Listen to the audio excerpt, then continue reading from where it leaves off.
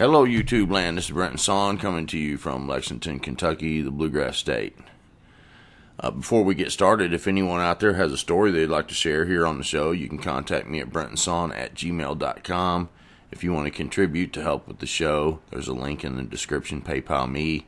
I appreciate every contribution that I get, and thank you to everyone who has contributed.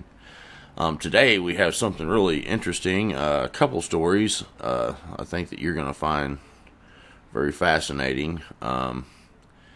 So I think we'll just go straight to our guest. I'll let him introduce himself. Hello. Hi, how are you? I'm doing great, man. If you would, I'd like for you to introduce yourself and tell, kind of where you live and who you are and all that kind of stuff. And Sure. You can call me the judge. I'm a municipal court judge in the state of Ohio. And that's what people, once you become judge, you lose your first name anyways. And everywhere you go, people say, hey, judge this, judge that. So you can just call me judge. That's okay. Now, make sure you're speaking into your phone good. And if you don't use speakerphone. Right. I don't have you on speaker. Okay. All right. Thanks. All right, okay. If you would, like where you live and stuff like that. Yeah, I live in Northwest Ohio. I'm about an hour, probably north of Columbus. Okay. A small farming community. All right, and like you were cutting out a little bit. He's a municipal judge, and like he said, whenever you become a judge, everybody calls you judge. You lose your first name real quick. Yeah, no, I had another guy on. He had a Bigfoot story, and he's a judge, and I call him Judge, and he said, you don't have to call me Judge, you can call me by my first name. I said, okay, Judge. It's like I can't help it, man.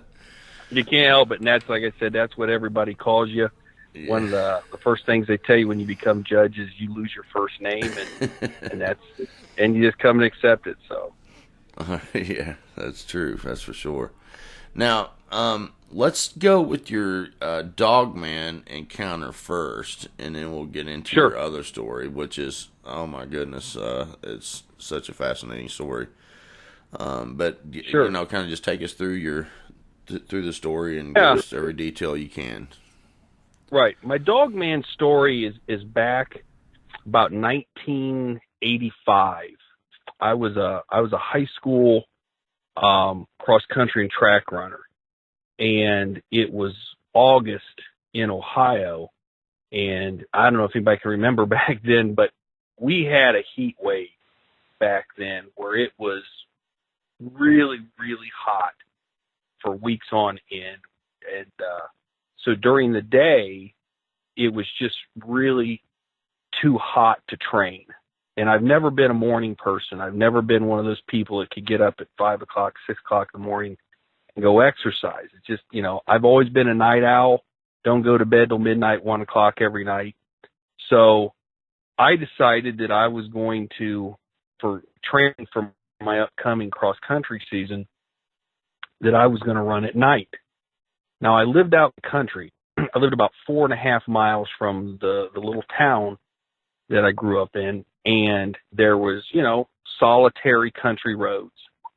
So, only farmers and people that lived on those roads would be driving up and down. And anyway, so I thought, I'd go out and run at night. It's cooler. It was probably 15, 20 degrees cooler at night.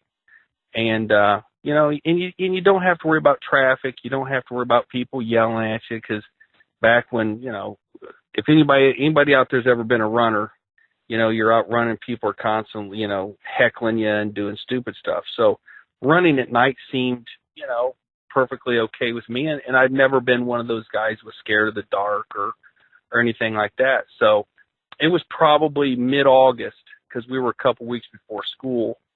And so I set out to go for a nightly run. I was going to run 5 miles.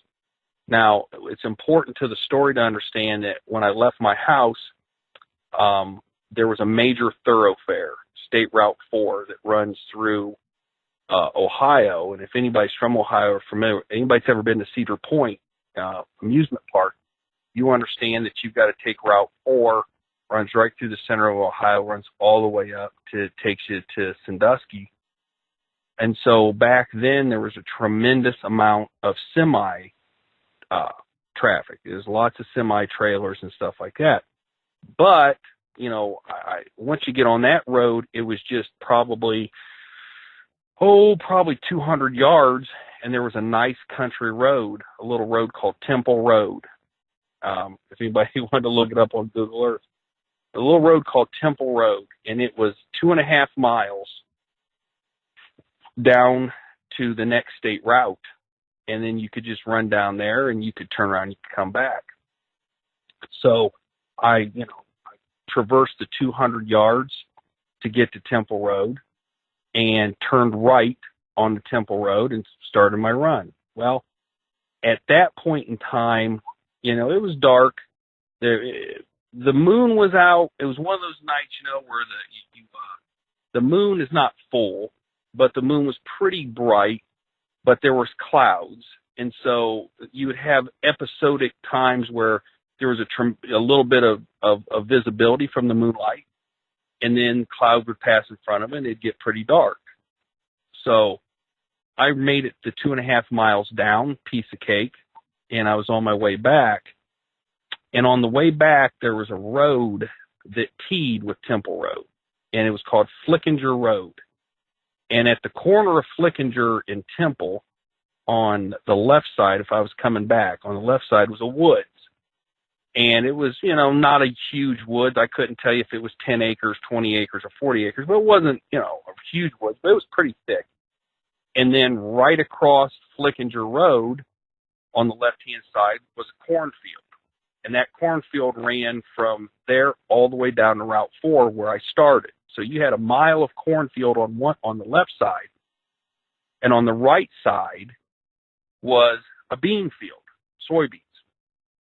So I got about a mile to go, and at that time, mid-August, the corn was about 6 foot tall. If anybody's familiar with the Midwest, the old story, it's corn is usually knee high by the 4th of July, and then by mid-August, it's head high. So I'm 5'11" 3/4. Probably with my running shoes on, that's 6 foot. And so the corn was a little bit taller than me. Maybe, I couldn't tell you whether it was 6 inches or 8 inches or what, but it was taller than me.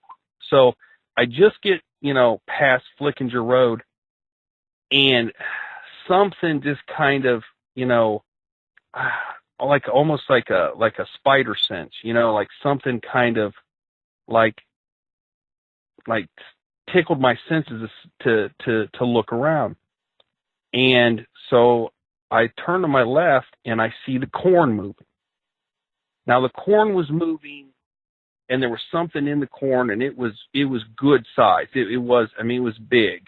It wasn't like a cat or a dog or even something like a coyote or a fox, but it was big. And my first thought was, well, it's deer. In Ohio, we have just tons of deer. So my first thought, it's a deer, and it didn't spook me that much. Deer's common. But that's when things went really south, because whatever it was about 4 to 5 rows in. And so I'm running, and I notice that this thing starts running with me. And it's running the exact same pace that I am. So I look over to my left, and this thing is running in the corn at the exact same pace I am, which I thought was strange, because a deer wouldn't do that. And once again, whatever it was, it's 5 rows in a cornfield at night, and I'm on blacktop, and I'm a pretty decent runner, and whatever it is, it's keeping perfect pace with me. And it hit me, is this thing on purpose keeping pace with me, or is this a deer that's kind of jogging? So I came to an abrupt stop. I stopped on a dime, and that thing stopped on a dime, and the corn didn't move. It was like everything got super, super quiet, and the corn didn't move. And so I stood there, and my heart, at that point, my heart starts beating pretty heavy, like, okay, whatever's in there, it stopped because I stopped. So I start jogging again. And when I say jog, I'm talking about a real easy jog, because now I'm really super cautious, right? And whatever's in the corn, it starts jogging too. And once again, it catches up with me, and it stays right with me the exact same pace. So I stop again, and it stops. And I'm thinking, what on earth could this be? We don't have bears in Ohio, at least certainly not in Northwest Ohio. And there's no way it's a dog, it's a coyote, or you'd had to see how much corn was moving to understand what I'm saying.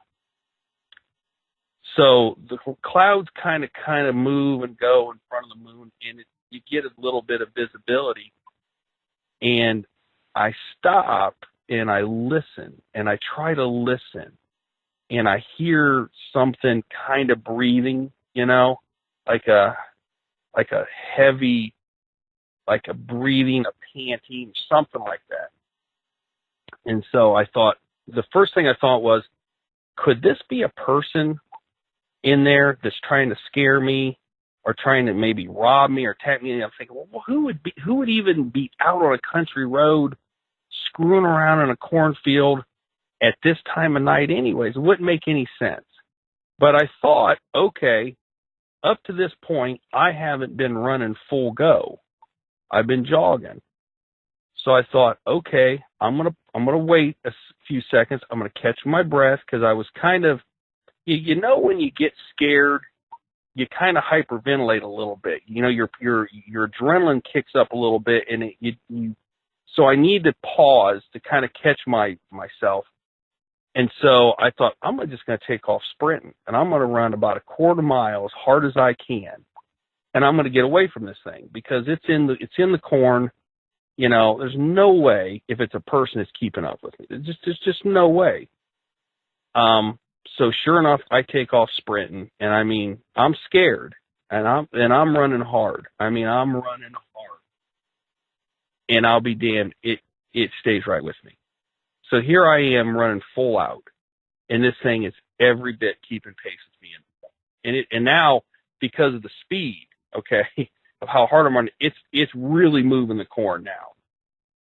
And when I realized at that point that I couldn't outrun it, that's when I really, really, really was scared, because I realized I cannot outrun this thing. And if it comes out of that corn, I'm caught. There's nothing I can do. I can't outrun it.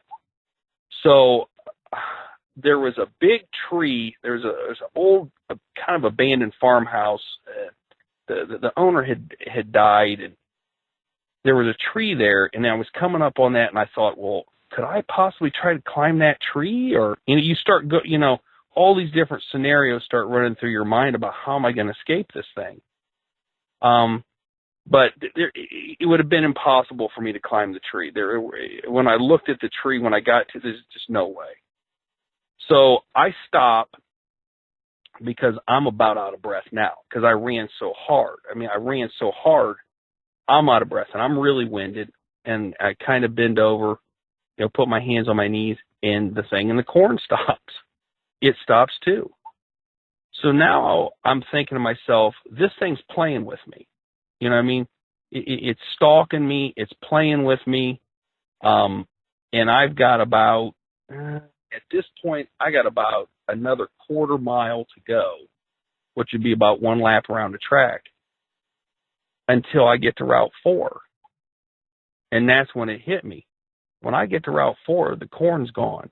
If this thing stays with me, when we get to Route 4, it's going to run out, and I'm in a lot of trouble, because I'd have to turn left to go to my house, and that means I'm going to run right into it. I've got to cross its path, and I'm thinking to myself, there's no way I can do this.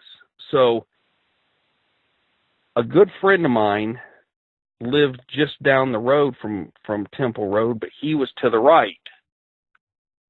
So I thought to myself, I'm going to his house, because this way, if I turn right on Route 4, okay, I might have a fighting chance if I go full sprint to get to his house. But if I go left to try to go to my house, there's no way. I'm gonna run right into it. So I'm thinking to myself, here's another problem. There's so many semi trucks that go up and down Route 4. I've got to time this thing up right, because if I just take off sprint and try to cross the road, I get hit by a semi real quick, or other cars. And it was summer, and the time of night it was, Cedar Point would have closed, and you had all the lake traffic coming back. So, I'm thinking, okay, how am I going to get across Route 4? I don't know if you remember the old, the video game from the 80s called Frogger, where, the frog had to try to cross traverse these different things and not get hit by cars or whatever. Yeah. But I'm thinking, how am I going to get across this road and not get hit? I got to time this up right. And the other thing that I thought about was, there's a bean field over here to my right. I could try to boogie across this bean field. The problem was, I couldn't run in beans. You know what I mean? The beans were probably every bit of 12 inches high, and they would, and it's a field. I trip. There's no way I'm taking off sprinting through a bean field. So I figured that the safest thing I could do is to just hopefully time it up and sprint. And I knew that my buddy had a fenced-in. He had a pool, a swimming pool, and it had a big fence around it. And I thought, if I can get through that fence, I might be okay. So I start running again, and sure enough, the thing in the corn, it starts running with me again, and it stays the same pace. So I'm running, and I'm slowly building speed, because I know that when I get to Route 4, I've got to be able to hit top speed as quickly as I can. I've got to hit top speed as quickly as I can, because this thing's a lot faster than me. I already know this thing's a lot faster than me, because it can run my pace, five rows into a cornfield. So on open ground, it's a lot faster than me. So I've got to, I've got to hit top speed. So the way it worked was, there was Route 4, but there was also a ditch line. I don't know how familiar you are with ditches, but the ditch was probably 3 feet, where it dug a drainage ditch. So the ditch is probably about 3 feet. So you got the road, you got 3 feet, and then there was another probably 10 feet where there wasn't any corn. There was like weeds and some wildflower and stuff like that, but the field, the tillable acres, didn't start till about 10 more feet. Okay. So I knew that when I got to Route 4, whatever this thing was, if it kept pace, it was going to be out in the open for me to see about anywhere from 12, 10, 15 feet before it got to the road. So part of me, I'm thinking to myself, do I turn and I look and see what it is? You know what I mean? Because suppose it's something that scares me and I freeze up. You know what I mean? Suppose whatever it is, it scares me so bad I freeze up and then I can't run. So I said to myself, I'm not going to look.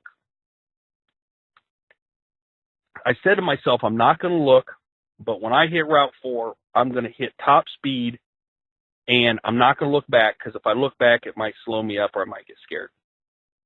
Well, just as I start to get to Route 4, because keep in mind, there's about a 12-foot barrier there between the corn and the field where I'd be able to see it.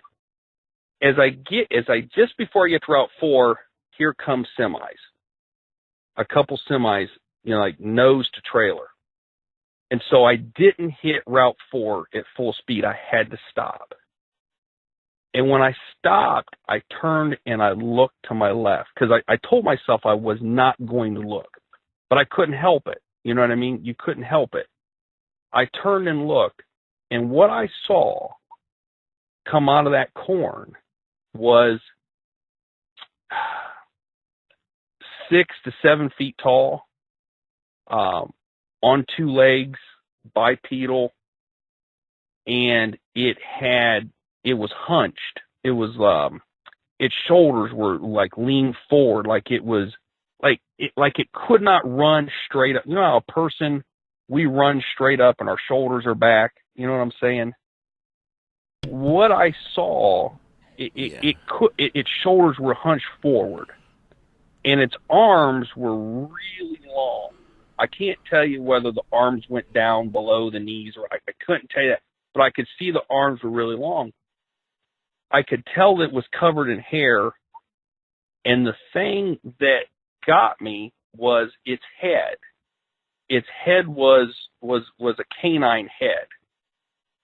Now, I saw it, and it looked at me, okay?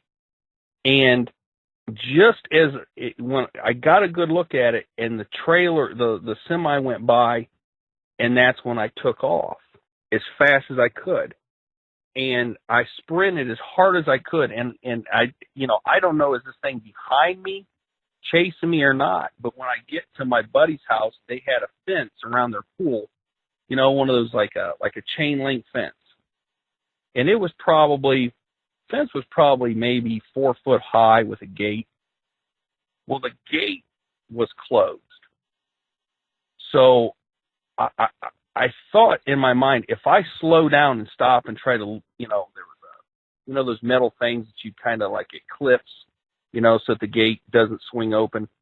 I thought, if I have to stop to try to open that gate, if this thing's behind me, it's got me. I have, I have no chance. So instead, what I did was I jumped.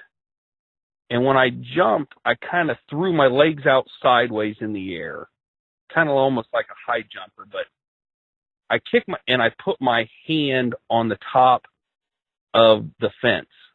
And luckily I jumped high enough, but as I slid across, the top of that fence scratched the crap out of me. I mean, it got me good. But I made over the fence, and there was about probably 5 feet to the pool. And when I got my balance, I just dove headfirst into the swimming pool and went to the bottom and let my chest drag across the bottom. And then when I got into where it was fairly deep, I blew all my air out my mouth, and I pinched my nose with my hand. And I opened my eyes, I looked up, and I just sat as long as I could on the bottom of the pool, holding my breath, looking to see if this thing had jumped the fence and was standing on the edge of the pool, looking at me, waiting for me to surface. When I didn't see anything and I couldn't hold my breath anymore, I came to the surface, and I was just, exhausted. And so I get out of the pool, and I go in my buddy's house, and I tell him the story, and I was so scared. I was so scared that I wouldn't even go outside, because he offered to drive me home, because there's no way I'm running back home. He offered to drive me back home, and I said, I'm not going back outside. I was so scared, I would not go back outside, not even to go to the car, because I was convinced if this thing was out there, it'd have me. So when he asked me what I saw, the first thing that came to my mind when I described it to him was the Egyptian god Anubis. That's the only thing that, from my frame of reference, because you got to understand, this is 1985, 86, right? There's no internet. There's no resources for a young kid like myself to have any frame of reference for cryptids. You know what I mean? Like nowadays, you can go on the internet and you can find Dogman stories or whatever it might be, Beast of Bray Road, and you can see other people's descriptions of what you saw. But for me at that time, the only thing that even came to my frame of reference for something like that was was the Egyptian god Anubis, because I never told anyone that I thought it was a werewolf, because if you remember, as a kid growing up, watching werewolf movies with Lon Chaney and whatnot, the werewolf didn't have a canine head; it had a human head. You know what I mean? So for me, when people ask me what I saw, it was like, the best way I could describe it was, well, it was like Anubis. It was on two legs, it had long arms, it had a dog's head. But now, years later, having having access to other forms of media and stuff, what I'm convinced I saw that night, that was in the corn and was stalking me, was what other people describe as the Dogman. Did this thing have the canine legs? Well, I don't know, and the reason why is because when it came out of the corn, okay, it was standing. There was weeds. You know what I mean? Like, I'm not someone. I don't know the name. You see them. If you ever drive by fields and things, you see these tall things of grass, but they're weeds. Okay. Right. And so I couldn't see what it's like, from knee down. I couldn't see it because it was still standing in weeds. Let's put it that way. Right. But it sounds like a typical Dogman, though, with the canine legs and stuff. By your description. Yeah, I mean, it was slight. It was its legs were slight. You know what I mean? They weren't like its thighs were like a dog's legs. You know what I mean? It didn't have big, thick, thighs. You know what I'm saying? Like, it was skinnier legs, and its arms looked skinny compared to the rest of its body. You know what I'm saying? Like, proportionately speaking, it didn't. It's like I said. It struck me as when I saw it. When I saw it, I didn't think. You know what I mean? Because I was so scared. There wasn't this moment where I started processing information. I started, it wasn't like I tried to categorize what I saw when I saw it, because I was running for my life, Right. But it was after I, got out of the pool and I collected my thoughts and I started reliving the moment. That's the first thing that popped in my mind, was seeing pictures with, from, books or history on TV of what Anubis was. Right. And I said, it had a dog head. It had a dog head. And like I said, it was every bit as tall as the corn. But so my buddy, played 20 questions with me, and he says, well, why couldn't you have seen its head? I said, well, like I said, its shoulders were rolled forward. You know what I mean? It was like its shoulders were rolled forward. So my guess is it probably standing upright, its head would have been, pretty close, just below the top of the corn line. Right. But it was big. It moved a lot. It moved a lot of corn when it ran. So it had like a typical like dog head, though. Absolutely. I mean, that's the one thing that I know 100% was it had a dog head. You could see it was a dog head. Right. And so the next day, go ahead. So it had like regular, like shoulders and like a chest, like a kind of more human-like. Its trunk. Okay. Its trunk was dark, like it was covered in hair.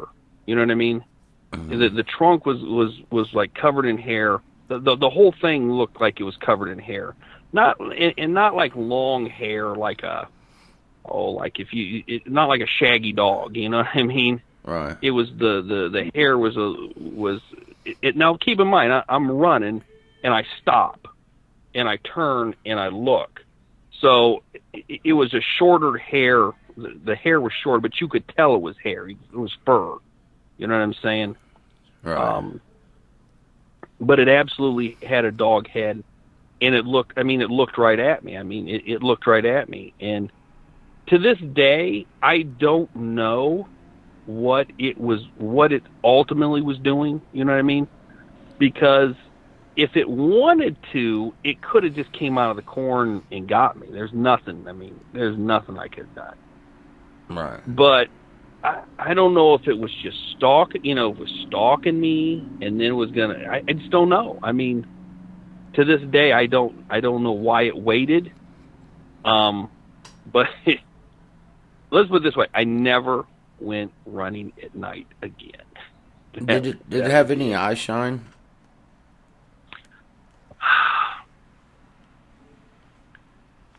Not that I remember. You know what I'm saying? Right. Not that I remember, because when I saw, okay, its head was forward, and then I saw it turn and look right at me. You know what I mean? Right. But I didn't see. I can't say that I saw any eye shine on it. And that was probably what was scary, is when it looked at you. Yeah. When it looked at me, and it was in a like I said, kind of a hunched, like a rolled shouldered. I guess you'd say it was I played a lot of sports, basketball, football, and things like that. And it kind of looked like a linebacker. You know how a linebacker kind of has bent knees and is kind of leaned forward, kind of in an athletic position, like it's ready to do something, it's ready to move. That's how it was standing. And its arms were not down, like straight down to, so I could say, oh well, yeah, I could see the fingertip of it, was past its knee. Its arms were up, like I said, like a kind of like a linebacker would be. You know what I mean? Like it was ready to do something. Like it was ready to run. It was ready to jump. It was ready to do something. And did it chase me? I don't know. I mean, did the semi scare it? You know what I mean? I kind of, over my life, I've struggled with, how I got out of this situation alive. You know what I mean? Right. One of those things. And I think, and I obviously I can't say this for sure, but if I was a betting man, the semis scared it. You know what I mean? The semis, because, these semis, would just, 60, 65 miles an hour. Now, back then, the speed limit was 55, but they would blow by at 60, 65, 70 miles an hour. And our mailbox set out by the road. And my mom would not let us go get the mail until we were, I don't know, probably teenagers, where she'd let us go get the mail, because she called it the suck. When a semi goes by you that fast, there's this this sucking force, and she was always scared that we were going to get pulled under the semi, because our mailbox sat right out there by the road, so the mail truck could pull right up and put it in the mailbox. Right. And so the semis, they're whizzing up and down there, and maybe the lights and the sound and the whole commotion from the semis is what froze it, like it stopped. You know what I mean? Plus, they don't like to be seen by others. Yeah. It was messing with you, and they don't like to be in visual range of more than whoever they're taunting. That's what it seems. Tell me. I mean, you've heard a lot of Dogman stories and things like that. Was this thing just toying with me, stalking me? Was it really intended on if it was going to catch me?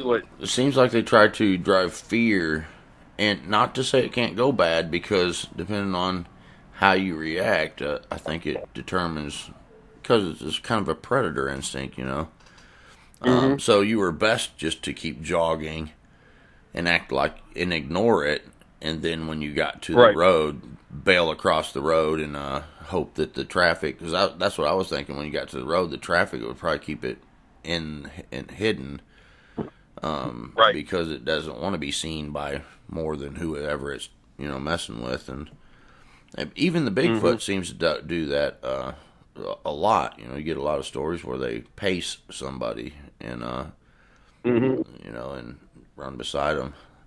But so Yeah, your friend, that was the thing that shocked me. yeah. So your friend ended up taking you home. How did you end up? He didn't take. I did not go home till the next day. Listen to this. I was so scared I wouldn't go outside. Like, he couldn't get me to go out to his car. The way their house was set up, they did not have an attached garage. So it wasn't like you could go through the garage, get in a car, lift the garage door, and go out. To get to where his car was, you had to go out, go through their fence where their pool was, and then his car was parked. They had a big black-topped area, and his car set outside by a basketball pole. So, and they had lots of landscaping. They had trees. They had big brushes and bushes. And I looked out the window to where his car was parked, and I said, "No way am I going out there." He's like, "Oh, come on, I go, "Dude, I'm not going out there. I'm not doing it."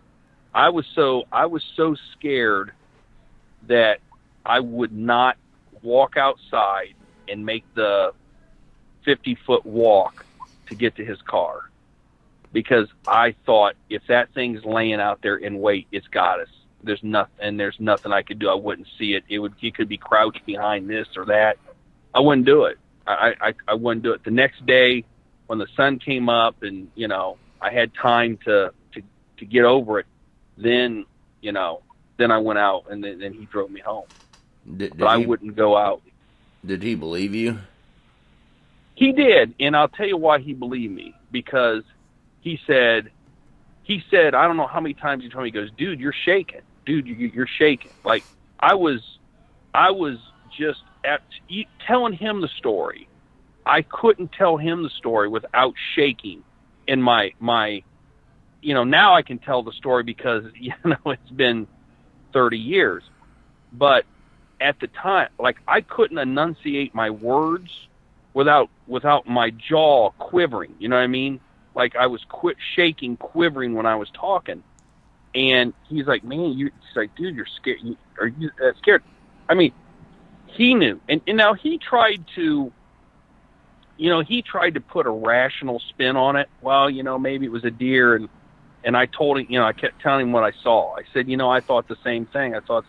Well, maybe it was a coyote, because there's no wolves. There's not wolves in Northwest Ohio. We got a fair amount of coyotes, but if you've ever seen a coyotes don't stand up on two legs, and they don't, they're not, 6 to 7 feet tall. And, but the more I told him, you could tell he was getting scared. You know what I mean? You could tell he was starting to get scared. Right. The thing about it was, so I get home the next day, there's no cell phones back then or anything like that. And my dad, he went to bed early. He worked in a factory, and, so there wasn't, I wasn't calling my dad at, 11 o'clock at night and saying, "Hey, come down to the neighbors and pick me up because I'm scared of, that there's something going to get me." He would have been seriously ticked. So I went home the next day, and I wasn't going to tell my dad about it, because, one, you don't know how somebody's going to take it. You know what I mean? Yeah. You don't. Sure. You don't know. You don't know how somebody's going to take it. So, but I finally broke down and I told him, and he listened really intently, and I didn't know if he believed me or not. You know what I mean? But that next night, when he went outside, because we had animals and stuff like that. At that time we had chickens and we had ducks, and we would get eggs from the chickens and stuff like that. And we had sheep. And that night, like the next night when he went out, because he was going out, I don't know if he was checking in or whatever, I looked, and in the back of his pants, he had a gun. And I never knew my family even had a gun. You know what I mean? Like, my dad never said, "Oh, by the way, I have a gun in my, my nightstand, and if anything ever happened," you know what I mean? He never had said he had a gun or anything. But I saw he had a gun tucked in the back of his pants, and I knew when I saw that he believed that he had that gun on him because it scared him. That he believed me. That's what told me he believed me. Wow. So, seeing something like this, how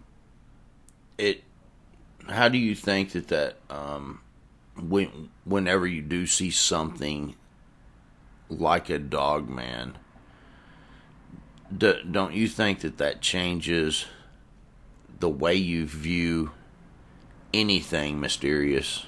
Like when people tell you a story of some type, and typically it would be unbelievable, but knowing what you saw, you know that there's things that are unexplainable. So how do you feel that changed your paradigm? Well, here's what it did to me. It told me this.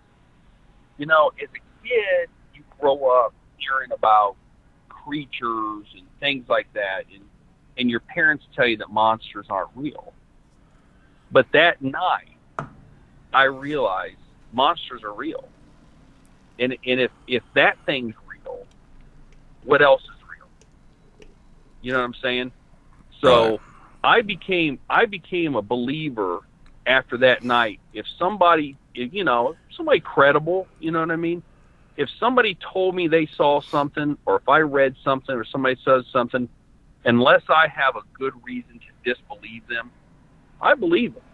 Right. Because, like I said, if the Dogman is real, what else is real? Right. Yeah. So it changes your thought process. And I'll tell you the other thing it did. From that day forward, I always wonder what's lurking in the shadows. Right. You know what I'm saying? Yeah. There's not been a day in my 47 years after that point. I'm 47 years old, but there's never been a night after that night where I've walked outside in the dark and not paused to think what could be out here. You know what I'm saying? Right. I've always wondered from that moment on what could be out here. Yeah. So it changes you. I mean, and I know, the listeners to your program are people who I would assume are genuinely believers, or they wouldn't be listening in the first place. But I've looked at some of the comment sections, on YouTube, and there's the doubting Thomases, and there's people that oh no, you only have to see something once. You only have to see something once and know that you saw it. Right. For that to forever change you from that day forward. I mean, if somebody told me, "Oh, I saw this or I saw that," and they seemed fairly credible, I have no reason to disbelieve that they didn't see that. Right. Because I know what I saw. Yeah, and that's why I don't call people liars, because I've seen things that most people would say don't exist, and right. And it changes how you view things. At nighttime, if I'm alone and it's dark, I sometimes get scared. Well, I talked to my mom. I talked to my mom about it. My mom's a very spiritual lady, and I asked her if she believed in creatures and monsters and things like that. She says, I believe there's a God, and I believe in angels. So if I believe in that, how can I not believe that there's the antithesis of that? Right. You know what I'm saying? She said, how can I believe that there's a God and not a devil? How can I believe that there's angels and not demons? How can I believe that there's agents of the Lord and then there's agents of the dark? You see what I'm saying? So she said, if you believe in the one, you got to believe. Yeah, yeah. And I thought that was an interesting perspective that she gave. Right. Yeah, it's a Now, reality. yeah. Yeah. Well, the thing is that there's I don't know what these creatures are. I know we call them. I mean, our frame of reference, we categorize things as Sasquatch or Yeti or this, but and on this particular thing, we call it a Dogman. I don't know what that is. You know what I mean? Is this something that is permanently in a canine human hybrid state, or does it metamorphose? Does it change? Does it, after this, I became somewhat fascinated, stories from Louisiana about the Rougarou and things like that. And you read things down there that, well, the Rougarou is a werewolf, or no, it's a shapeshifter. There's a lot of different mythology to these things. And for years now, I've wondered what the creature that I encountered that night, what was it? I mean, was it, was it evil, or or is this just some sort of undiscovered creature, animal that's never been categorized? An interesting thing for you to consider was that this is a brief history lesson for you, but back, if you remember the sinking of the Lusitania that got the Americans into war with the Germans. German submarine boat had sunk the Lusitania. It was a British ship coming from the Americans, and but it had Americans on board, and that the survivors that were left in the open sea, people interviewed them, and they described the giant squids coming up and taking the survivors and dragging them under the water. Well, no newspaper would print that story. They printed the story about the survivors and how many people survived, but not a single newspaper would print that a giant squid had taken them, because no one had ever seen a giant squid. Giant squids were things of legend, things that were made up by sailors. Well, 50 years later, guess what? They find the carcass of a giant squid. And now we know that giant squids are real. So the fact that just because we don't have a body, or we haven't found one, does that mean they don't exist? You see my point? Yeah, right. Well, let's go from here, man. Let's go on to your, I don't mean to cut you short on that. Sure. We're about 48 minutes in. Why don't you tell your next story, because that's a fascinating story, and we'll go from there, and then you can give conclusions at the end if you want to. I've got a 14-year-old daughter, and I also have a 17-year-old daughter. And when my youngest one, when my 14-year-old was 3 years old, we had just built a brand new house out in the country. Ironically, not that far from where my Dogman experience was, not that far. But it was, we bought some land off a farmer, and we bought about, I don't know, it's probably 3-4 acres of land, and it had been farmland, and so we built a house on it. And probably within about 6 months moving in, my 3-year-old daughter, I heard her yelling for me. I put her to bed, and so I came out, and I said, "What's wrong?" And she said, "This boy is bothering me." I said, "What?" She said, "This little boy's bothering me." And I say, "Little boy?" I mean, she doesn't even go to school. She's 3 years old. She's not in preschool. I'm like, "What boy are you talking about?" And she said, "This boy comes in my room, and he's bothering me." And I go, at that point, I'm like, okay, is she just making this up because she doesn't really want to go to bed? Does she want attention? Does she want to sit in there? Typical, if anybody's ever had a little kid, knows that sometimes they're masters at dragging out the whole bedtime ritual. So I started asking her questions like, well, what's the boy's name? And I was fully expecting Tommy, Bobby, some typical boy's name. And she said, his name is Wind, like W-I-N-D, Wind. Well, that immediately struck me as strange, because why would she say that a boy's name was Wind? That just struck me as weird. And I said, well, what's he look like? And she said that he was a little boy with blonde hair, and he had blue bib overalls. And I thought, okay, this is really strange. And, you hear about kids having imaginary friends and things like that, but it was pretty clear this wasn't something that she was making up to have as a friend, because she was honestly, truly perturbed and bothered by this thing, that she wanted to go to sleep. See, that was the thing that really struck me as odd, was that she wasn't trying not to go to sleep. She wanted to go to sleep, but this thing was bothering her. And I said, well, what does he want? And this is what really got me. She said, he wants me to go outside and play. Well, we lived, way out in the country, 5 miles. And we live, there's a woods behind us. It's farm country. And it's probably 35, 40 degrees out on that particular night. And I'm like, he wants you to go outside and play. She's like, yeah, he wants me to come outside and play. I said, well, sweetie, you do not, under any circumstances, go outside. Do you understand me? And I really kind of got firm with her about it. And she said, okay. So I sat in there and I kind of, stroked her hair and all that kind of stuff. And she, went to sleep. Well, the next night, same thing. The next night, the same thing. For about a week, we're putting up with this thing, this wind keeps showing up and bugging her and wanting her to go outside. And by now, temperatures are dipping into the 30s and dipping into the 20s. And, I talked to my wife at the time, and we got really scared.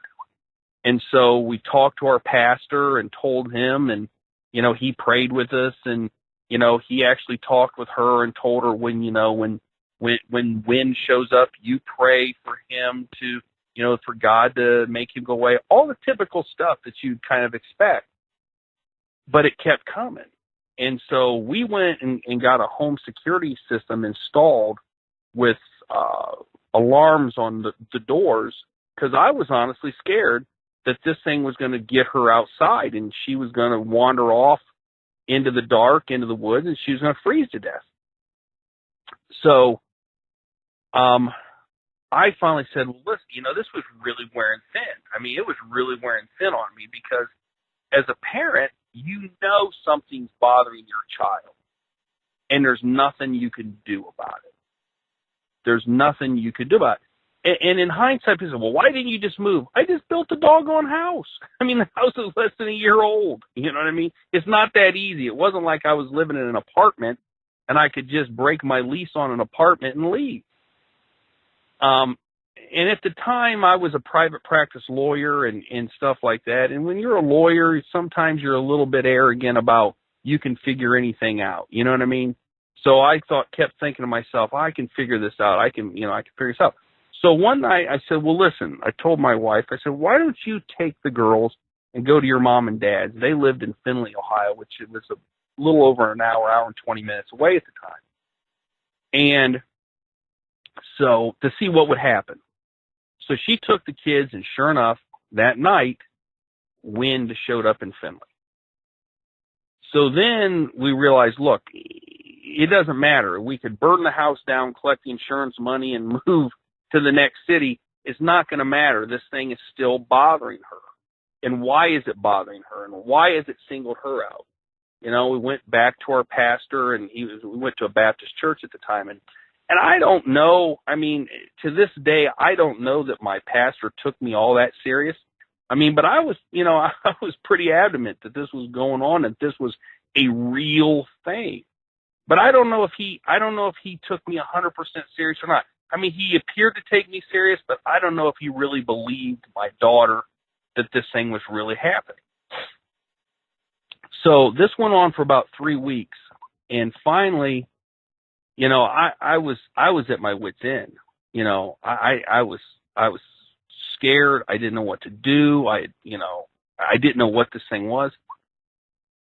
So one night she was upstairs in her bedroom, and I came upstairs, and my bedroom was close to hers. So I was turning to walk into my bedroom when out of the corner of my left eye, I see a little boy wearing blue overalls and blonde hair walk into my daughter's room.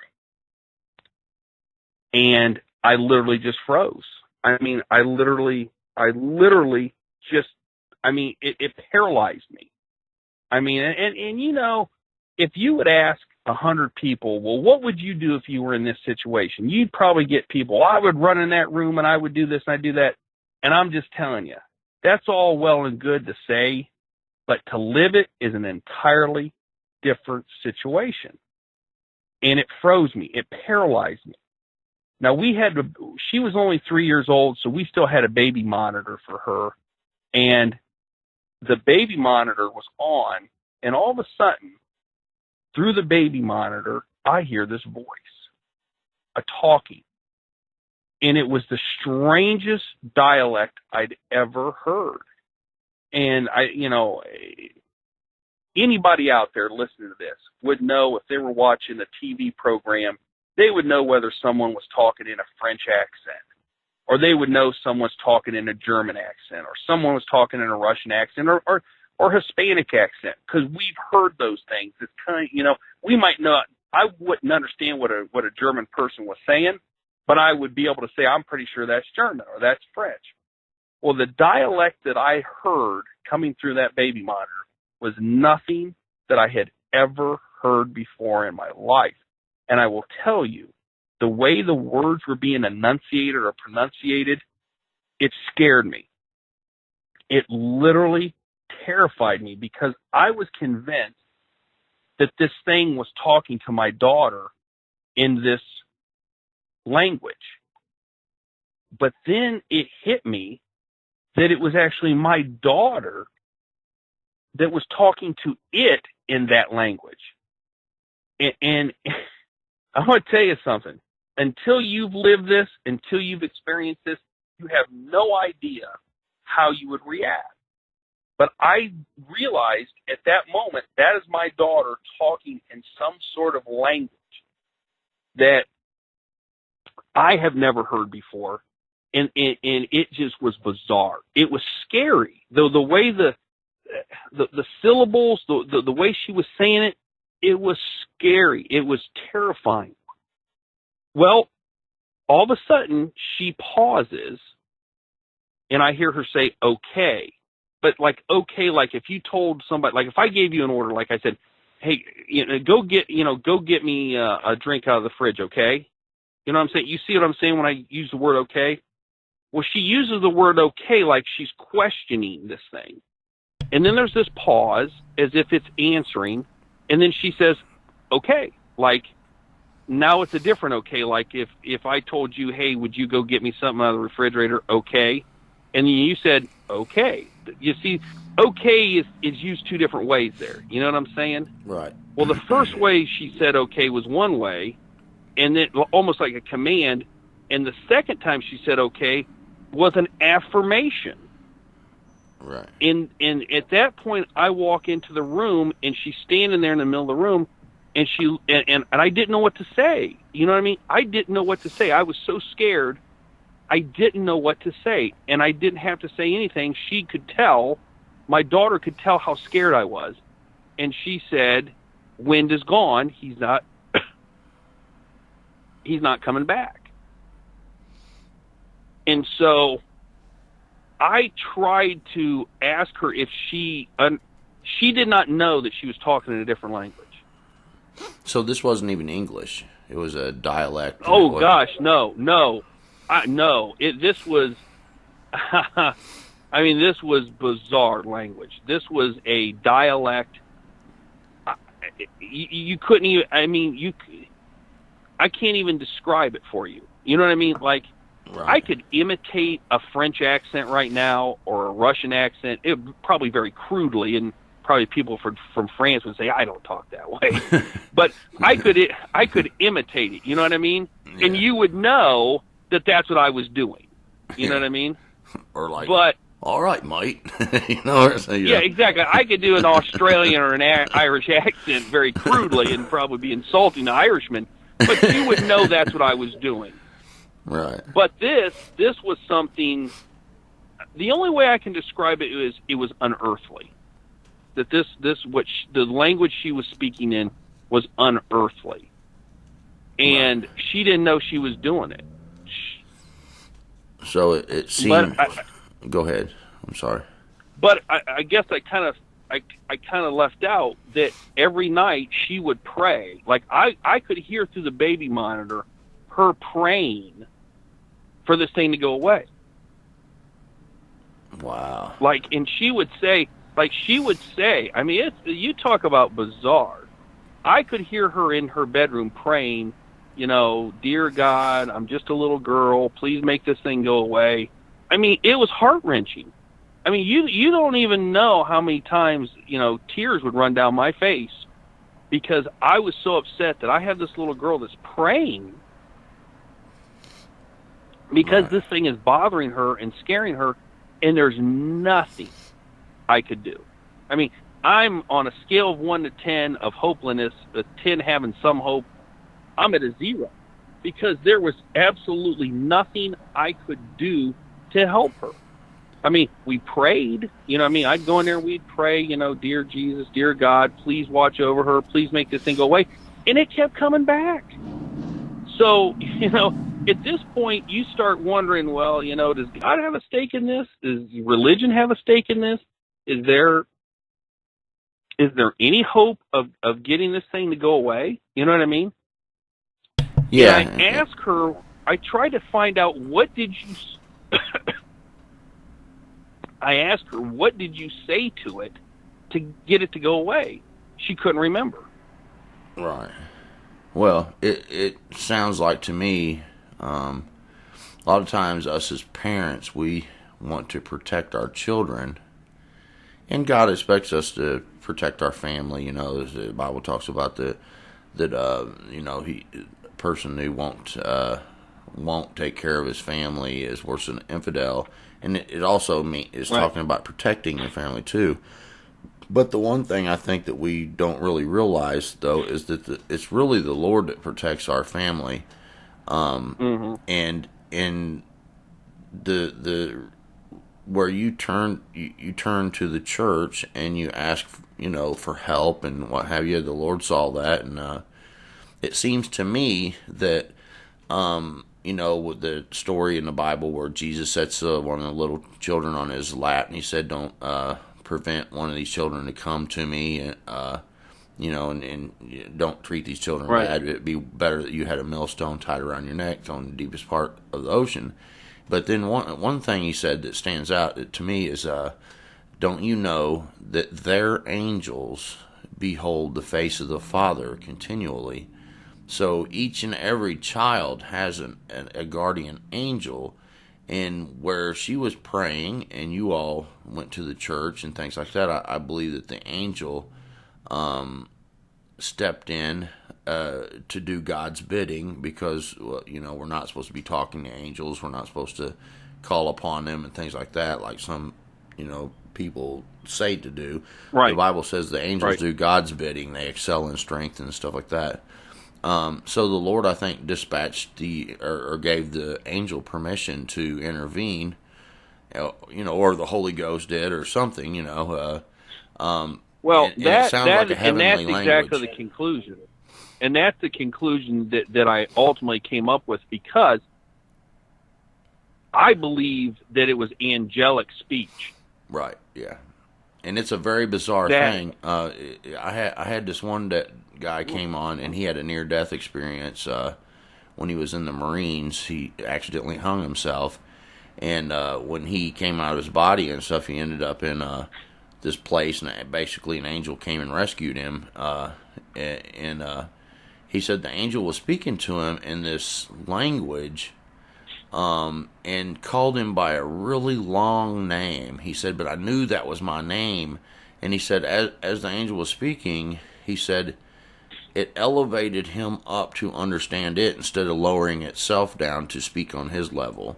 It elevated him. So in this realm, angelic speech would sound very bizarre, And I don't believe, some people talk about speaking in tongues and stuff like that, but I don't think I think that ceased, and I can really prove that with the verb tenses and stuff, where it talks about, the neuter sense of the nouns and stuff like that in the scriptures, where it talked about that those things would cease at some point.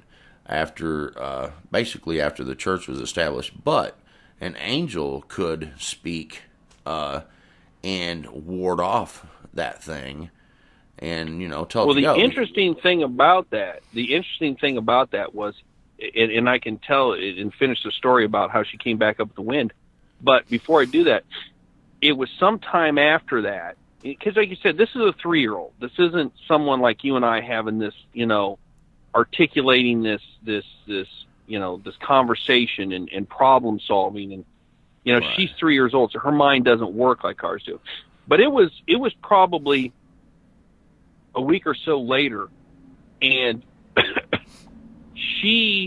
I was in her room, and she had described that, excuse me, she had described that an angel had been sitting on her bed. And I asked her, I said, well, does the angel sleep with you? Just kind of in conversation. She said, and this was what I found interesting. She says, I don't think angels sleep. And I said, well, why do you, excuse me. I said, well, why do you say that? And she says, well, their wings are just so big. She's like, I don't know how he lays down. And what that struck me was that she had really seen something. And that she, you know what I mean? That she had actually seen something. And then the weird thing was, I asked her, I said, well, what color was his wings? And she said, well, they had lots of colors, like a bird. I go, like a bird? And I go, well, what kind of bird? And she kind of like, you could tell she was thinking, and she said, the kind that talk. And I said, like a parrot? And she like nodded her head, like, yeah. So interesting enough, I don't know, it's probably a year later, I was looking at this book about angels, and it was depictions, people's depictions of angels pre-New Testament and stuff like that. And one of the angels in the picture, excuse me, wings looked like a parrot's wings. It was red and blue and stuff like that. And it struck me when I saw that, oh my gosh, that's what she saw. You know what I mean? If she would have said, oh, the angel's wings were white and it had a halo over its head, I would say, well, she's just repeating something that she saw on TV or in church, a statue. But the way she described it, you know what I mean? I thought she really saw this. This is something that she saw. And then it made me think that night when she talked to wind, and she was speaking in some sort of angelic speech, and it drove it away. So to finish up the story, about 3, 4, 5 months later, after the wind was gone, we had no problems. Everything was great. We were at a Chinese restaurant, and it was after church, and we had a bunch of people from church with us, and there was a bunch of little kids, and I always gravitated and sat with the little kids to keep an eye on them so they didn't, make a mess, throw stuff on the floor, whatnot. So I was sitting at the end of the table across from my daughter, and there's probably 10 other people sitting at the table, and out of the blue, she turns her head like whiplash, turns her head to the left and says, "Wind, what are you doing here?" And when she said that, my blood just ran cold, because I thought, oh my gosh, this thing's back. Wind is back. We got rid of it. It's, put me through hell. This thing's back. And then she says, you could tell she was talking, like it was talking to her. And she said, okay. And then she just turned and started eating again. And I said, did you see wind? And she says, oh yeah. I said, and she goes, oh, he's gone. He's not coming back. So it hit me at that moment that whatever this thing was that was tormenting my daughter and trying to get her to go outside, it's always out there. It's constantly surfing around, following people, or trying to get at kids. It's everywhere. It can go anywhere. And so I don't know how long it was after that, but I was at my law office, and I was on the computer, and a Yahoo article came up, and I clicked on it because the headline caught And what it was a story out of Toronto, Canada, where this little boy who would have been about my daughter's age was living in a high-rise apartment downtown in Toronto. And it had security and it had all this stuff. And in the middle of the night, this little boy gets out of bed in his pajamas, goes out the front door of his apartment, takes the elevator all the way down to the lobby, walks out the lobby wearing nothing but his pajamas, and walks 2 blocks away in the middle of the night and freezes to death in the park, and they find him dead, froze. And it hit me. I thought, the first thing went through my mind is, oh my God, wind. That's what wind was trying to do to my daughter, trying to get her to go outside in that cold weather. And you know, in the Yahoo article, the parents were, you know, devastated, and they said over and over again, they could not believe that he would have gotten out of bed and went outside the park because he was scared. He was one of these kind of scaredy cat kids who wouldn't go anywhere without mommy and daddy. And they're like, and so like people theorize, well, maybe the kid was sleepwalking and stuff like that. But I know in my heart of hearts what happened, that something lured that kid outside and it killed him, just like the same situation that I was in with my daughter. And so I've told many, many people this story, and I tell it as a cautionary tale that if your child ever tells you that something's talking to them or imaginary friend, you believe it. You don't dismiss it. You investigate. And you find out for your child's safety whether or not this is something that is trying to hurt them or lure them outside or do something to them. And that's my story. Right. Yeah, that's an amazing story. And I do want to say that if you have this kind of thing happen, anyone out there listening, get some olive oil. You know, back in the days when people use anointing oil and stuff like that, they, you know, there was, you know, like frankincense and, you know, different herbs and stuff in it, but the olive oil is good enough. You pray over the oil, ask the Lord to bless it and stuff. But go around to all the doors in your home and anoint the top and the sides of the doors, the windows, stuff like that, and pray over your home and ask the Lord that to protect your home and ask Him to set angels up around your home to protect it. And I'll tell you a little bit more about that in a minute. And plead the blood of Jesus over your home. They cannot cross that blood. The blood of Jesus is powerful. And I was being tormented one time at night. And I've had all kinds of different things. If you watch my channel long enough, you'll see that you know, I've had lots of experiences, physical encounters with creatures actually grabbing a hold of me, and witnesses, you know, that walked in on it and stuff. But I learned to pray. But I was being disturbed in my sleep, and I'd wake up with like a fear, and I'd hear something running across the roof, you know, kind of thing. One time there was like something I could hear come across the roof, and it was like a thud, and I could hear it slide it down the wall into the room, kind of thing. And, you know, and I would pray, you know, I'd pray. Some people like, you know, start rebuking it and stuff like that. But, you know, if you pray, the Holy Spirit intercedes, and nothing can stay when you're praying. They will leave. And the Bible talks about resist the devil and he'll flee, you know. And there's a time and a place for rebuking too. You can, you know, I'm not saying no, don't ever do that. But if you pray and you ask God and you believe that God will, I'm telling you, I did this when I was being tormented, and I went around to all the windows and doors. That's just what I did. You don't necessarily have to do that. You know, that was just what I did. And I went around and prayed over the whole house and plead the blood of Jesus over the house. And I asked the Lord to protect my home and, you know, set up angels around the home to guard it, you know, because I was being tormented. And that night I woke up, and there was this huge dog standing in my behind the house, staring at the window. One of the windows where I asked God to set up an angel. I asked Him to set up an angel at every window, every opening.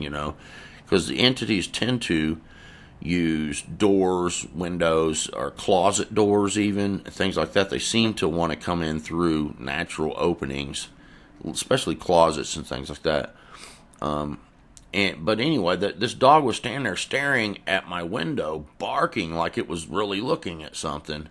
And I went out front, and there was, because I asked the Lord to protect not just my home, but my property. Don't let anything even come onto my property. And there was something standing across the street. It was in a black hood that was staring at my property. In like a black robe type thing with a black hood, and he was just standing there staring at the property like he couldn't get on the property, and I turned for a second and looked, and he was gone. And so I'm telling you, that kind of thing works. The prayer of faith, has power, and that's what I would suggest doing. It ended up working out for you because you did seek God's help, and your daughter, with that childlike faith, like the Lord talked about, that childlike faith, she was praying, and the Lord stepped in, and even let her see her angel. I think that was to comfort her and things like that. And but very interesting story for sure. And it was, to put it bluntly, it was nightmarish. It was nightmarish. Sometimes like when if you're watching TV and sometimes I watch some of these paranormal investigator shows and different things like that. And, the first thing that people always come up with, well, if that was happening to me, I'd move, or I would do this. You don't understand what you would really do until you're in that position. And moving doesn't help anyway. It's not a simple. It followed. No, and it wouldn't. It wouldn't have helped us anyway. So, but people, it's easy for people to sit back and play Monday morning quarterback about what they would have done. But until you're in that situation and gripped. And the thing about it is my family was gripped in fear. You know what I mean? Right. I couldn't go to work without being sick, worried about what was going to happen that night. You know what I'm saying? And so it was a nightmarish situation. And, I thank God that it worked out, and it worked out the way it did. And, when my daughter got old enough, I asked her if she remembered. I didn't want to scare her. You know what I mean? You tell that story to a kid, and I was really worried it was going to scare her. But, I told her, I asked her if she doesn't really remember it at all. Right. She doesn't remember it, but, she's a kid that has a lot of faith and stuff like that, and a spiritual kid. So you were already involved in a church at that time then, right? Yeah, we were involved in a church. We were involved in church, but, I was one of those guys, you know what I mean, that I wasn't, I can't say that I was 100% in. You know what I mean? I showed up you one believed Sunday, in the Lord. You believed in Jesus. Right, I believed in the Lord. Right. And my faith was a little shaken those first couple weeks when we were praying and she was praying. Like I said, I cried. Tears run down my face crying to hear your 3-year-old daughter praying for protection and it not coming. But I will say this much, that my faith was not only restored, but it was strengthened, because I know that obviously either God, angels, or whatever spoke through my daughter in that language and commanded that thing to go away.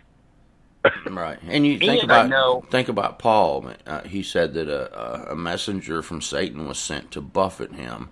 And he said, I prayed to the Lord 3 times to depart from me. And the Lord basically told him, my grace is sufficient. So the Lord let him deal with that for a little bit. And it was for a reason. I think it was to a faith building thing, and I really believe that that the time when he was walking around and that one lady was following him, saying, "Make way for the servant of the Most High God," and she was tormenting him, and finally one day he got fed up and he turned around and he said, "The Lord rebuke you," and he cast this thing out, and then he ended up having people coming after him because she couldn't do the fortune telling and anything anymore. Right. He made that, Right. So I really believe that was the messenger from Satan that was sent to buffet him. And the Lord was basically saying, "I've already given you the tools. By my grace, I've already given you the sufficiency to deal with this." And he tolerated that woman following him around for 3 or 4 days, and until he got fed up. And maybe God knew my heart and knew that I was, I was showing up to church on Sunday, but I wasn't really all in. You know what I mean? And this was one of those tests in life that it let's put it this, it showed me that I did not have the power to control everything. I didn't have the power or the strength to handle everything, because I had to surrender that basically through prayer in order to get this thing to stop, stalking my daughter.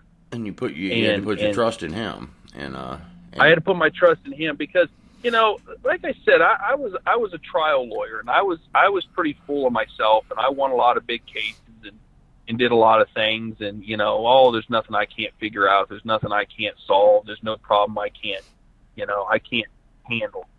And this was one that, let me tell you something, there was no handle. There was nothing. there was nothing. No man could deal with this. You can't take wind to court, can you? Can't put no, wind on trial. No, you can't. And I've done I think it's ironic too that the thing's name was Wind, because I think even that, I think the Lord was speaking something to you, where it talks about that sometimes your faith is blown about by every wind.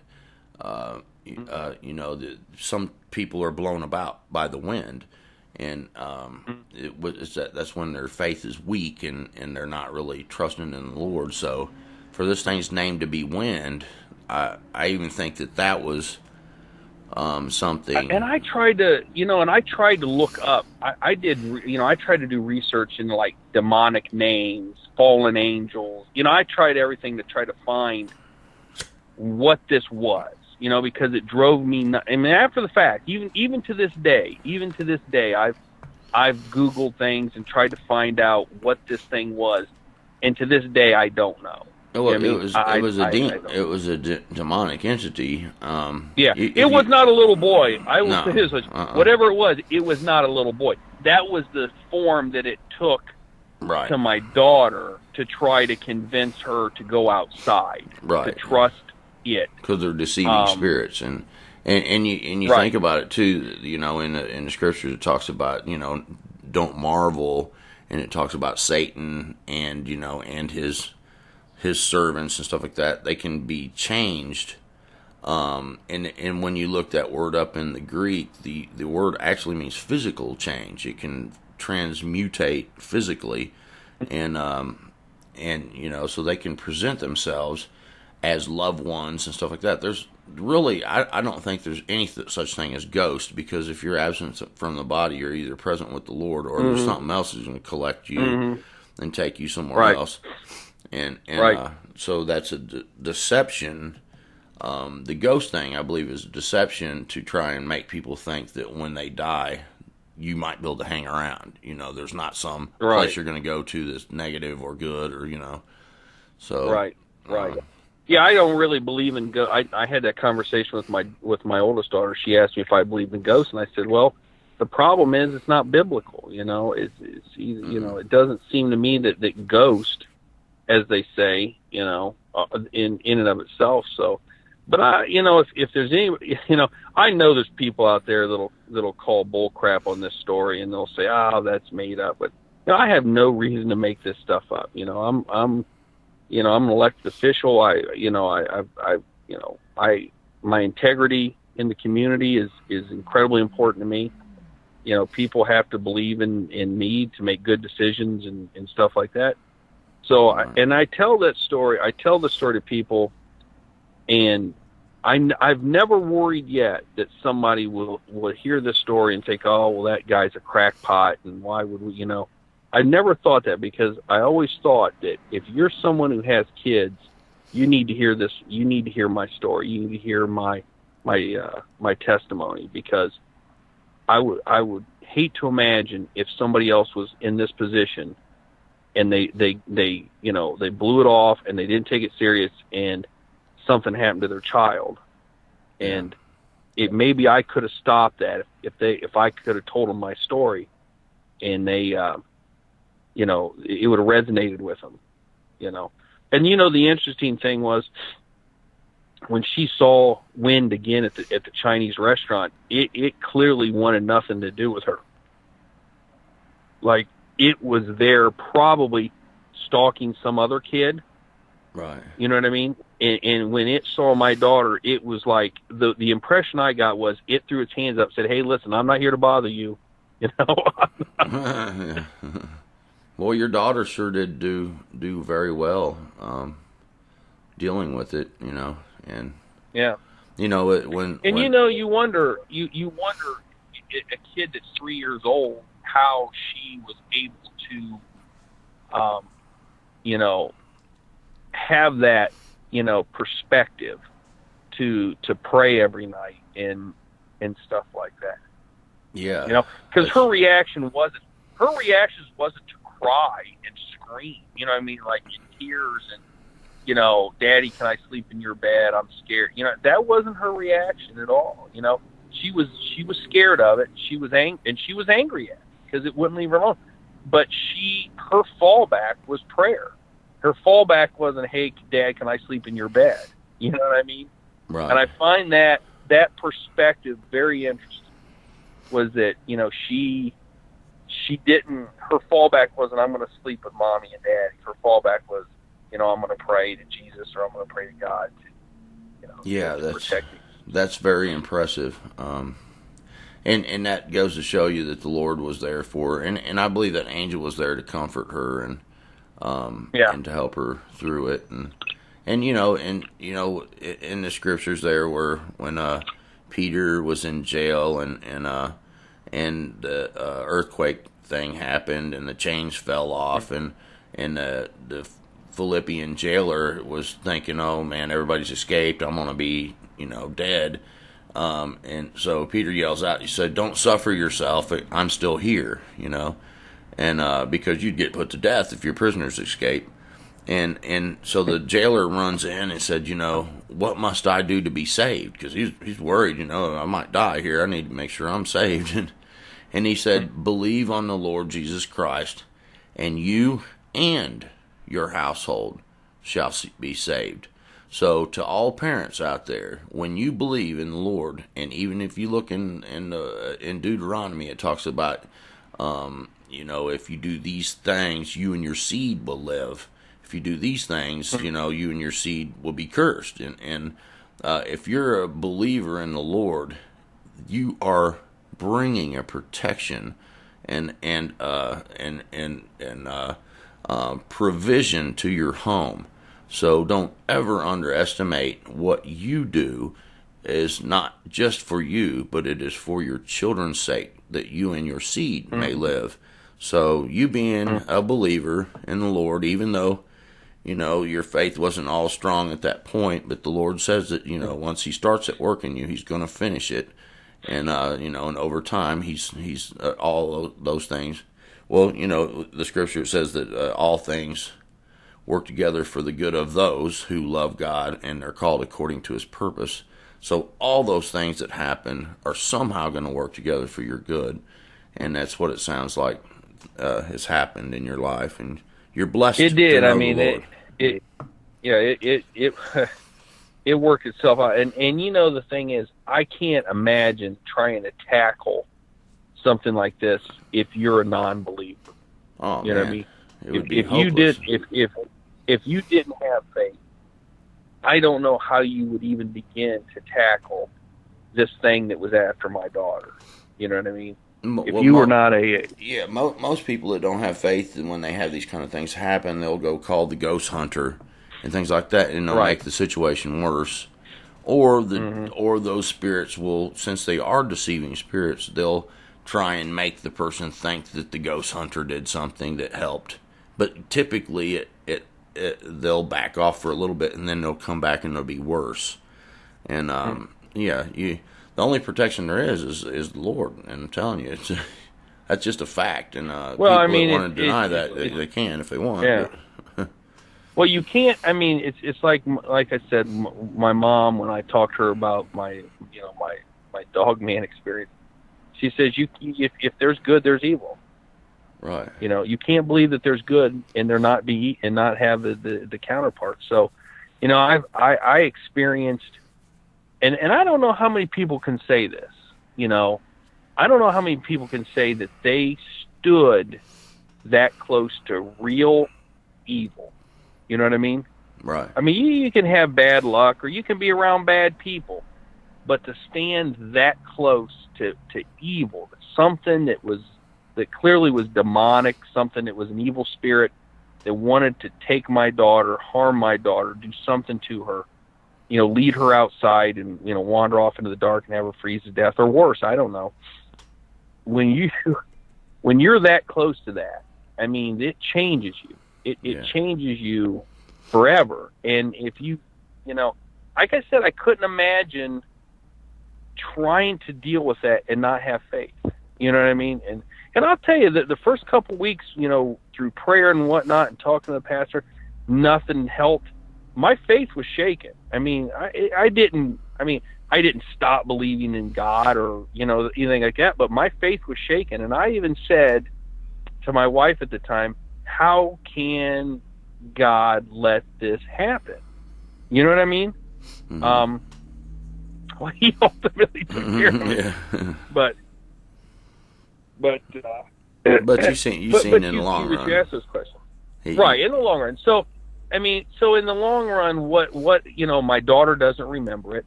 You know what I mean? So, was she truly harmed by the situation? No. Did I learn an incredible life lesson? Yes, I did. Did it strengthen my my spirituality? Yes, it did. Did it solidify my faith? Yes, it did. So, right, yeah, that's an incredible story, man. Learned. And I think it's a good story. It's nothing I want to go through again. Trust me, I don't want to go through that again. Right. Faith, no faith. I don't want to go through it again. It's not something that anybody wants to go through. Yeah. I don't know if you ever seen the story that I told when I was 5. The creature that came and actually grabbed a hold of me, it picked me up and was dragging me toward the wall.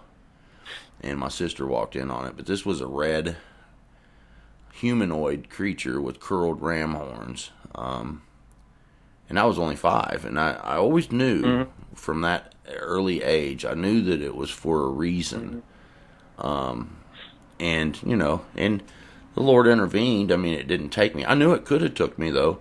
I knew that it was going to take me through that wall. But the Lord intervened. And then I had another encounter when I was older, like 21, of 2 different creatures came into my room. And I call that video Hollow Earth, my encounter with a Darrow, because I've seen a picture of this thing, and that's what they called it in the book. But yeah, you ought to check some of those out, man. It was. I will. How do you? I mean, as a 5-year-old kid, you experience something as terrifying as what you experienced. You knew you weren't dreaming because it wasn't a nightmare because your sister saw it. Right. It's real. You survive. How do you go through life ever feeling safe?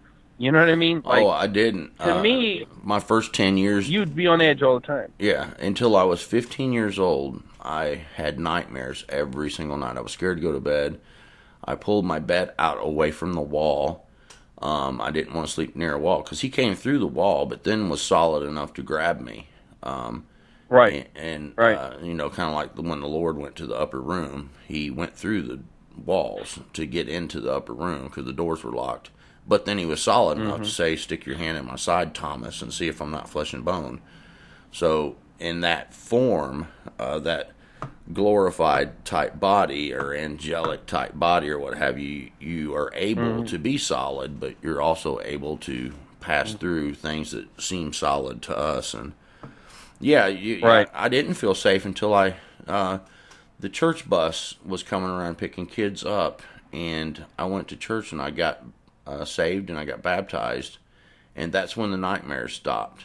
But I had PTSD, man, nightmares every single night over it, and I still was scared even after that at night a lot of times. But I knew to pray then, and when I start praying, then I felt safer, and over time, I knew there was a God because I seen that, and I'd never seen a Halloween and that's costume. back to my mom. It's back to my mom. If there's evil, there's good. If there's good, there's evil. Right. Yeah. You can't. There's the I don't know the proverbial yin yang, but I don't. Even as a grown man now, I accept the fact that they're monsters, and I use the word monster because I don't know how else to. I mean, I could say cryptid, I could say creature, but it's a monster. You know what I mean? I mean, to be colloquial, it's monster. And when you know monsters exist, and you know that there's evil, real evil, that's out there to hurt you, to hurt your family, when you know that, when you know it, not that you think there might be, I think there might be ghosts. Maybe there's a Bigfoot. But when when you've seen it, when you've lived it, when you've experienced it, I'm telling you, to this day, I walk out my door at night to go to my car, to take the garbage out. The trash man comes on Fridays, and on Thursday nights at 11 o'clock at night, and I'm taking bags of trash out to the curb. I'm aware. I'm looking. Yeah. I'm thinking.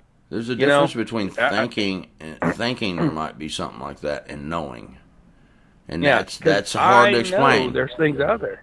Yeah, I mean. Well, and you think to yourself, and for years after my Dogman experience, I was convinced every creature from mythology that people had seen was real, because by God, I saw it. So why would these other people be are they any more, less truthful than me? Right. So, when you go outside at night, or even, I'm a grown man, and I turn the lights off in my bedroom at night. If it's pitch dark in there, you wonder what's in the shadows. Oh, I don't sleep in the pure dark, dude. Still yet. You wonder what lurks in the shadows, and even things like your kids. Now my kids, they're 17 and they're 14, and my 17-year-old drives and stuff like that, and I tell them, they know the stories. They know my Dogman story, and I tell them, you have to be aware of your surroundings. You have to be aware of the dark. I try not to scare them. You don't want to scare your kids, but at the same time, if you don't let them know that there's things are out there, you're doing them a disservice.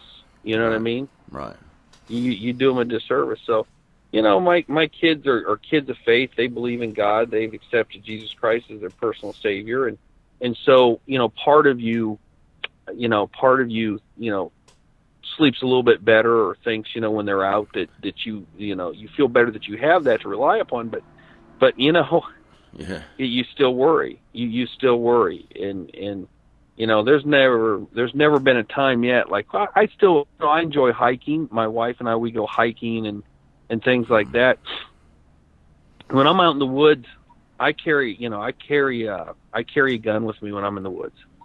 I carry a knife with me, and my wife carries mace. And people say, well, you think somebody's going to get you? No, I'm not worried about somebody getting me. I'm worried about something getting me. Yeah. I'm not worried about the Dogman encounters and Bigfoot encounters. had many stories, man, where someone prayed and the thing turned around and walked off. The Lord, if he can shut the lion's mouth in a den, those were real, regular creatures. So no matter what you believe a Bigfoot or a Dogman is, the Lord can shut a lion's mouth and keep Daniel safe.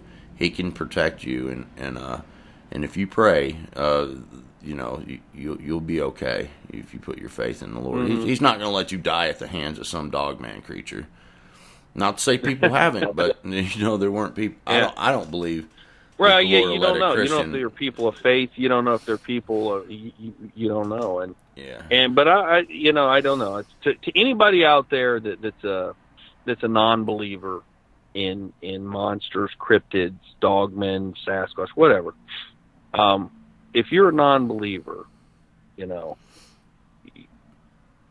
if you ever become a believer real quick, say, Lord, please. You'll become a believer. You'll become a believer real quick. I said, just ask the Lord. Say, even if you're not a believer, if you see one and it's coming toward you, ask the Lord to help you. I guarantee you, He will, and then you'll have some faith because you'll see that the Lord is willing. And is there anything else you want to say to the fans? No, I appreciate you, but no, I really do appreciate you having me on your show, and I guess the best way I could say, I think it's an honor that I get a chance to come on your program and tell my story, and I hope that my stories do a couple things. One, I hope that parents out there who have young kids take my story seriously. If your kids ever say that they're seeing something or something's talking to them, take it seriously. And and I guess the ultimate, and when I started telling my story to you, I guess I didn't really think that this was the ultimate message, but the ultimate message is have faith in the Lord, and that He would deliver you from evil. And the 2 times in my life where I've been faced with things like this, I've come away unscathed, right, and a better person for it, I think. So, right, and you're a knower that there's things like that out there, and that's. But you got my number, man. The other judge that came on, man, me and him talk quite regular, so you're welcome to call me anytime you want to, man. And sure. Well, I'd like to hear some more of your stories. You know what I mean? I haven't. I'm a busy guy, and I oftentimes don't have 2 hours at night to sit down and listen to programs. I got turned on your program kind of by accident, and I listened, and I thought you were a stand-up guy, and the people that called in seemed like legitimate people. So, I figured I'd reach out to you, and now that I know you, I guess I consider you a friend and a fellow experiencer of the paranormal or whatever you want to call it. Yeah. Right, yeah. Well, just hang on the line. I guess we're all part of the club now. hang on the line there for a second. And everybody out there in YouTube land, I hope you like those 2 stories, man. I think they're fascinating, and I hope you learn something and can take something away from the message that I believe he has there, that don't ignore what the kids say, and put your trust in the Lord for sure, and you'll be okay. And if you have something to share, like I said, I'll leave my email address in the description, brentonsawin@gmail.com. If you want to contribute, there's a link, PayPal me there, and I appreciate every contribution. Until next time, God bless you, and we'll see you on the next video. Bye.